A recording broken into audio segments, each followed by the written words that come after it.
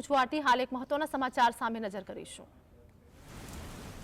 तो नवरात्रि पहला फरी गुजरातमां भारे वरसादनी आगाही व्यक्त करवामां आवी छे। 28 અને 29 સપ્ટેમ્બરે ભારે વરસાદની સંભાવના વ્યક્ત કરવામાં આવી છે। તો ગુજરાતના વિવિધ ભાગોમાં 1 ઇંચથી 5 ઇંચ સુધી વરસાદની શક્યતા છે। વિદાય પહેલા વરસાદનો વધુ એક રાઉન્ડ જોવા મળી શકે છે। તો સૌરાષ્ટ્ર, દક્ષિણ ગુજરાત સહિત ભાગોમાં પણ અસર જોવા મળી શકે છે। રાજ્યમાં હજુ પણ 3 દિવસ ભારે વરસાદની આગાહી વ્યક્ત કરવામાં આવી છે અને આ સાથે જ વિદાય પહેલા વરસાદનો વધુ એક રાઉન્ડ જોવા મળશે। તો સૌરાષ્ટ્ર, દક્ષિણ ગુજરાત સહિત ભાગોમાં પણ ભારે વરસાદની અસર જોવા મળી રહી છે। આ સાથે જ નવરાત્રી પહેલા ફરી ગુજરાતમાં ભારે વરસાદની આગાહી હવામાન વિભાગે પણ વ્યક્ત કરી છે। તો હાલ તો વાત કરીએ કે 28 અને 29 સપ્ટેમ્બરે પણ ભારે વરસાદની સંભાવના વ્યક્ત કરવામાં આવી છે।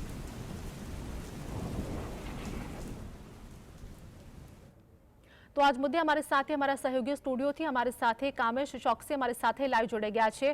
जे प्रमाणे बात करिए कि 28 और 29 तारीखे भारे वरसादनी आगाही हवामान विभागे पण व्यक्त करी है। हजू पण कया विस्तारोमां एलर्ट जारी करवामां आव्युं छे, क्यां भारे वरसाद पड़ी सके छे, मेपना माध्यमथी जणावशो। बिल्कुल आरती, आपने जणावी दऊं के छेल्ला 24 कलाकथी राज्यमां फरी मेघराजानो वधु एक राउंड जोवा मळी रह्यो छे।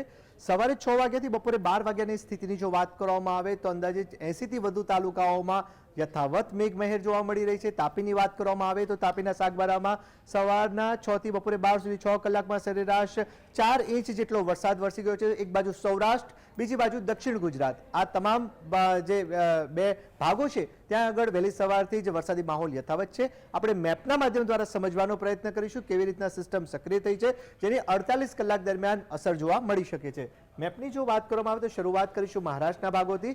અહીંયાથી સ્પષ્ટપણે જોઈ શકાય છે કે મહારાષ્ટ્રના વિવિધ ભાગોની જો વાત કરવામાં આવે તો મુંબઈ અને પાલઘર સહિતના જે ભાગ છે, મુંબઈ, પાલઘર અને નાસિક સહિતનો જે ભાગ જે છે ત્યાં આગળ કહી શકાય કે આ સિસ્ટમ અત્યારે સ્પષ્ટપણે જોવા મળી રહી છે। ભારેથી અતિભારે વરસાદનું એલર્ટ અત્યારે જાહેર કરવામાં આવ્યું છે અને જેને લઈને પાલઘરમાં પણ ભારેથી અતિભારે વરસાદ પડી શકે છે, નાસિકમાં પણ વરસાદ પડી શકે છે અને તેની સીધી અસરની જો વાત કરવામાં આવે તો આ અસર સીધી દક્ષિણ ગુજરાતમાં જોવા મળી રહી છે। તેને લઈને જો વાત કરવામાં આવે તો દક્ષિણ ગુજરાતના પટ્ટાની જો વાત કરવામાં આવે તો ભરૂચ, સુરત, વલસાડ, નવસારી, વાપી, ઉમરગામ સહિતના જે ભાગો જે છે ત્યાં આગળ આજે દિવસભર હળવોથી મધ્યમ વરસાદ પડે તેવી સંભાવના જોવા મળી રહી છે। વાત કરીએ મધ્ય ગુજરાતની તો મધ્ય ગુજરાતમાં સંસ્કારી નગરી વડોદરાની વાત કરવામાં આવે તો વડોદરામાં આજે મધ્યમથી ભારે વરસાદ પડે તેવી પૂરેપૂરી સંભાવના જોવા મળી રહી છે।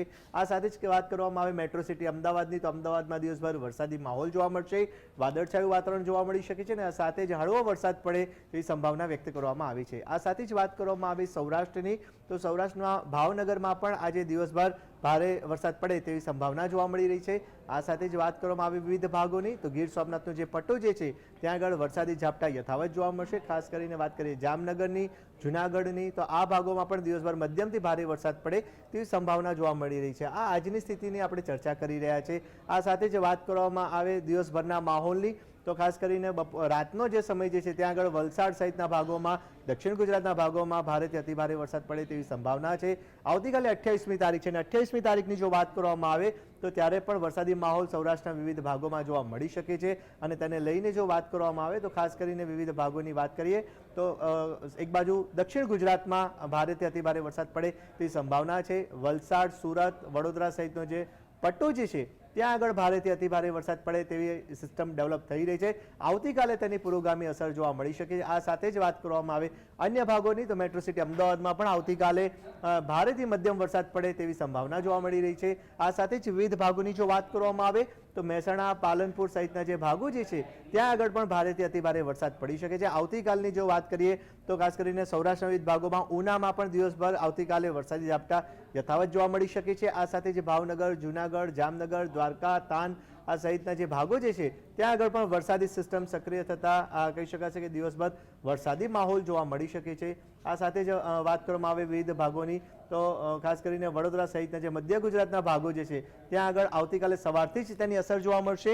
એટલે દાહોદ, વડોદરા, સુરત, વલસાડ આ તમામ ભાગોમાં આ પુરોગામી અસર તેની જોવા મળશે ને જેને લઈને કહી શકાશે કે વરસાદી માહોલ જોવા મળી શકે છે। આ સાથે જ વિવિધ ભાગોની જો વાત કરવામાં આવે તો જે સિસ્ટમ અત્યારે જોવા મળી રહી છે તે પ્રમાણેની વાત કરવામાં આવે તો આવતીકાલે સાંજની જો આપણે વાત કરીએ તો આવતીકાલે સાંજે પણ વરસાદી માહોલ યથાવત જોવા મળશે અને સુરત અને ખાસ કરીને ભાવનગરની વાત કરવામાં આવે તો આવતીકાલે સાંજ સુધીમાં ભાવનગરમાં ભારેથી અતિભારે વરસાદ પડે તેની સંભાવના સ્પષ્ટપણે જોવા મળી રહી છે। આ સાથે જ વાત કરવામાં આવે વડોદરાની તો વડોદરા અને દાહોદ સહિતના ભાગો જે છે ત્યાં આગળ પણ એક સિસ્ટમ ડેવલપ થઈ રહી છે અને જેને લઈને આવતીકાલે સાંજ સુધીમાં ભારે વરસાદની સંભાવનાને નકારી શકાય તેમ નથી। તેની સીધી અસર મેટ્રો સિટી અમદાવાદમાં પણ જોવા મળશે અને આવતીકાલે સાંજે અમદાવાદમાં પણ હળવાથી મધ્યમ વરસાદ પડે તે સંભાવના જોવા મળી રહી છે। આ સાથે જ સૌરાષ્ટ્રની વાત કરવામાં આવે તો જુનાગઢ, દ્વારકા, જામનગર, થાન સહિતના ભાગોમાં પણ ભારે વરસાદ પડે તે સંભાવનાને નકારી શકાય તેમ નથી। એટલે ચોક્કસથી કહી શકાય છે કે આગામી 48 કલાક 2 દિવસ હજી પણ ગુજરાતમાં ભારે વરસાદ પડી શકે છે।